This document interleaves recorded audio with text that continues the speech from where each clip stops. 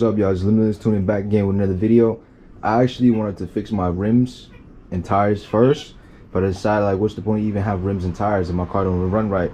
And my car's been running really doo-doo lately, and I thought the TPS was actually the issue for why it's idling so terribly and why it's misfiring and all that. But the actual issue, I feel like, is the idle control valve and the spark plugs, and that's what I'm going to be putting in the car today.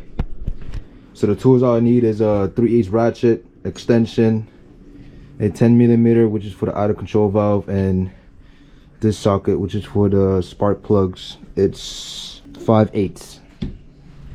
And when you're dealing with spark plugs, you have to torque it down the spec, because that's, you know, going into the engine, you need to be on point. You want it to pop right out the damn hood if you put it in incorrectly. So I also got a torque ratchet so I can torque it down the spec and make sure it's in there tight and snug, but not too tight, because that's when you fuck up the threads and stuff. Alright, so what I'm gonna do first is I'm gonna change out that old VTEC ECU that was originally in the car out and plug the Honda ECU back in again. I know it's gonna do terrible because I already did this and it does not stay alive at all. It just falls straight on its face. See that? That's very flat on its face. Swap it out real quick. Alright, now that it's plugged in, let's turn on the car.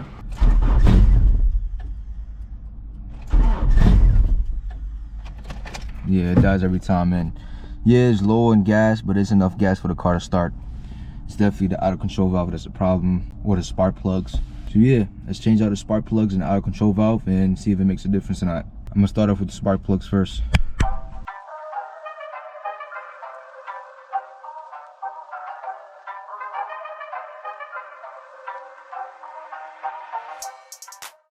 So yeah, I want to show you how the spark plug look like, the old one. Damn! This shit is barbecued. Obviously the car is definitely misfiring and not running well. But good thing I'm putting in new spark plugs. This is the one I'm putting in. It's brand spanking new. So there's no problem at all. I was told it's already like gapped down the spec and all that, since it's specifically for this car. So yeah, I'm gonna just put it in now.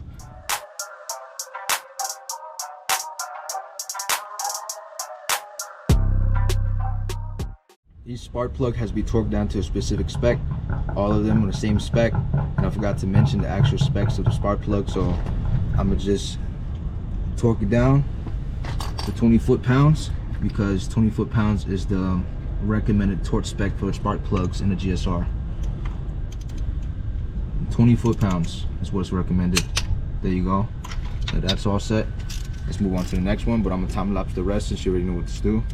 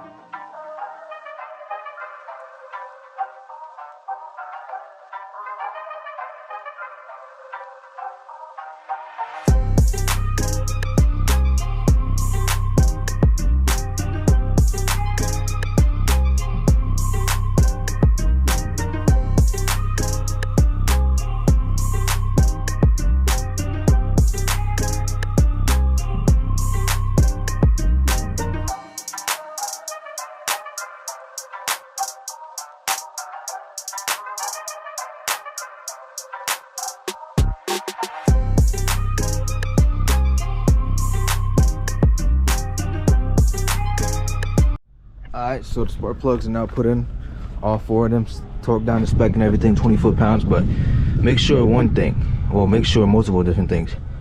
Be very delicate with the spark plugs, and when you're screwing the spark plugs, make sure you put it in straight and screw it in correctly. Make sure it's not lopsided, make sure it's not tearing up the threads. Then everything should be Gucci. Just make sure you plug the boots right back in after you put in the spark plugs. And then now, a moment of truth. Let's start up the car, see if there's a difference or not. I'm about to start up the car, see if it made a difference or not. Moment of truth. If this doesn't make a difference at all, then we gotta put in the idle control valve, see if it makes a difference. Because all the symptoms I'm getting right now is definitely an idle control valve failure. So once I put that in, it should fix the problem. If not, then I don't know what the hell to do. I'm gonna have to figure it out. It sounds stronger though. Let me see if I keep it revved up.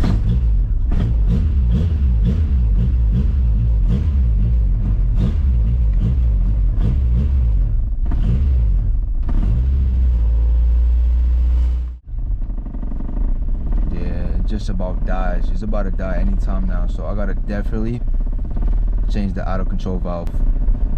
Yeah, let's do that right now because that sounds so terrible to listen to, and it hurts my soul hearing a damn car auto like that and can barely even idle at 500 RPM. So that's definitely a problem. I'm gonna have to put in the auto control valve and hopefully it makes a difference. Yeah, let's get into that right now. Alright, so for the auto air control valve, all I'm gonna need is a 3/8 ratchet and a 12mm socket. Because the only thing holding in the auto air control valve is 2 bolts. So these 2 right here, 1, 2. Once I take that out, all I gotta do is just put it right back in the same way I took it out and plug this piece in and see if it makes a difference. Let's get to it. Alright, so there's the auto control valve right here. It's 1 bolt right here, 12mm, and another bolt right here that's also 12mm. Depending on where your idle air control valve is, this job can be a lot harder than it ever needs to be. But good thing for this engine is very easy to take out. It's right there and I could reach the bolt no problem at all. So I'm gonna take out these bolts right now, put it in and just break it loose.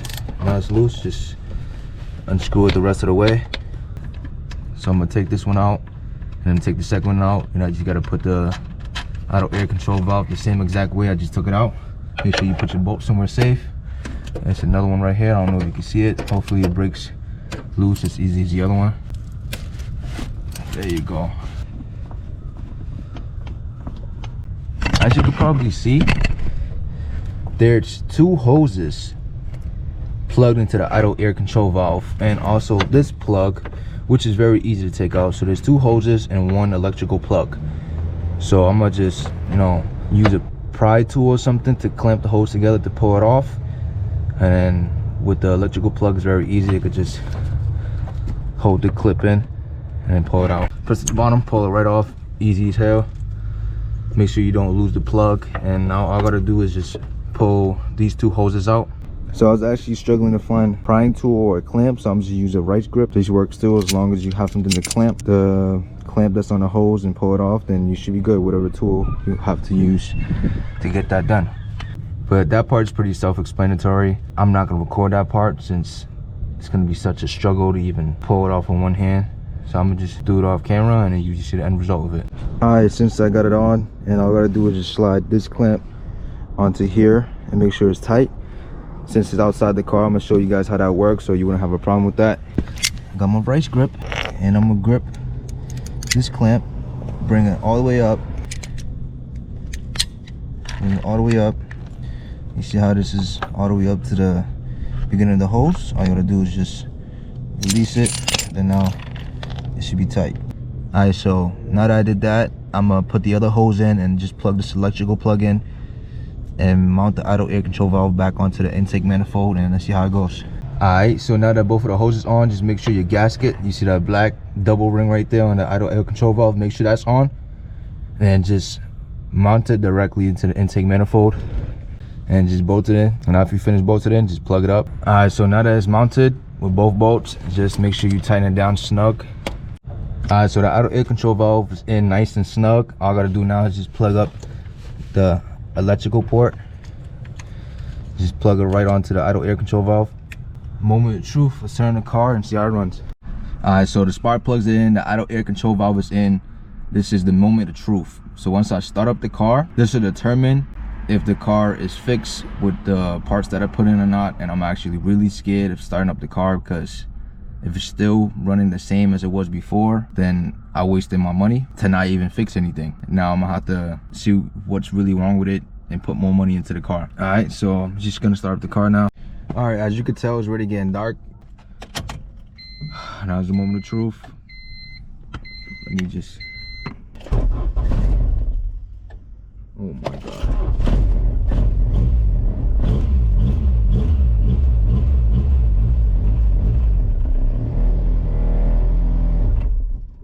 Bro, are we serious, man?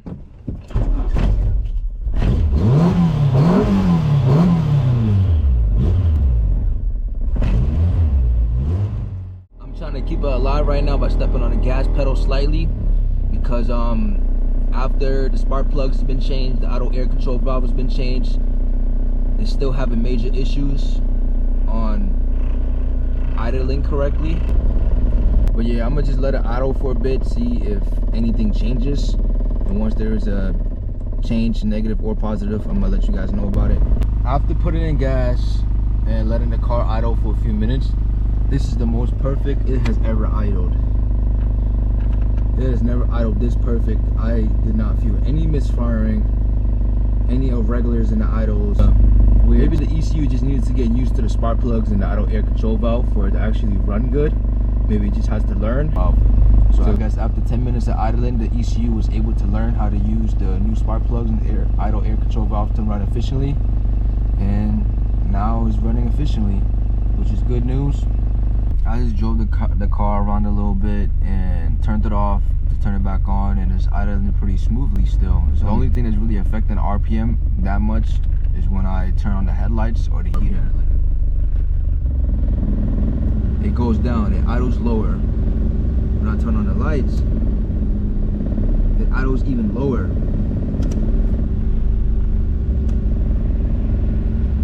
When I turn off the heater, the idle goes up. So I'm trying to figure out what the issue is, because I changed out the spark plugs, the auto air control valve, but changing out the auto air control valve help it actually turn on, and so did the spark plug. So far so good. The car is running and idling way better. Tomorrow I'm gonna try to turn on the car again and drive the car, and that will be the last part of the video. Hopefully we have good outcome out of doing all of this and the car start running again, so I'll be mobile.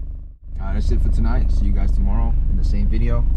Alright, so it's the next morning. I'm about to start up the car and see if it's idling smoother now, and see if it would die like it did yesterday or not. And plus, today's a great day. It's very warm and nice out to be winter, so that's how you know climate change is real, yo. It dies right on his face again, bro.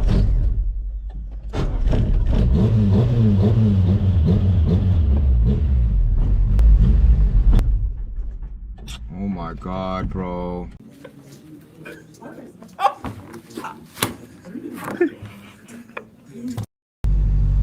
So I gotta figure out what the hell is going on, yo. Alright, so after it warms up a bit, it idles around like 550 RPM, which is, you know, halfway between 0 and 1, and that's a terrible idle point for any car.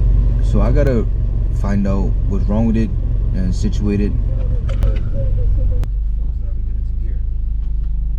But it's just gonna be a short driving video, nothing crazy. Just gonna do a pull or something, a pull or two.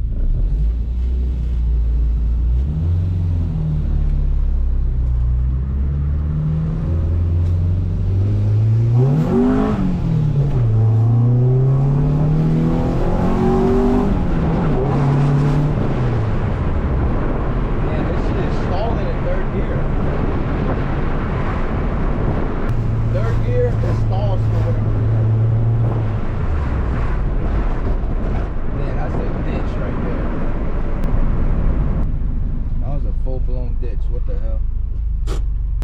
This car has a lot of power low end, so it has, these tires cannot give it any grip at all. Literally doing a burnout first gear through second gear. It's idling a lot better right now, but that's because the lights are not on. If the headlights are on, the car will probably die already. No grip at all. It's scary. Can't drive like this during the winter.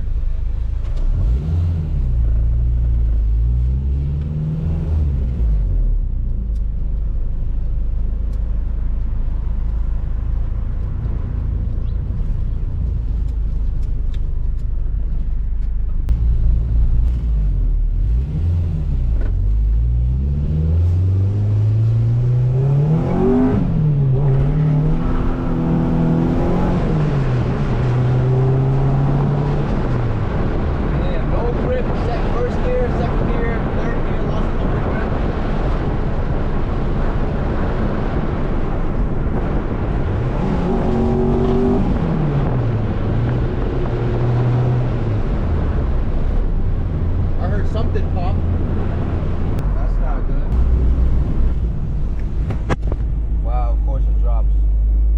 drive back, the car was ripping. It was spinning through first, second, and third gear, like just fucking ripping through the damn tires. But when I would shift into third gear, the car would kind of stall for whatever reason. Like it wasn't getting enough fuel, it was not tuned for it. While I was going pretty fast, I downshifted to second gear and I took off.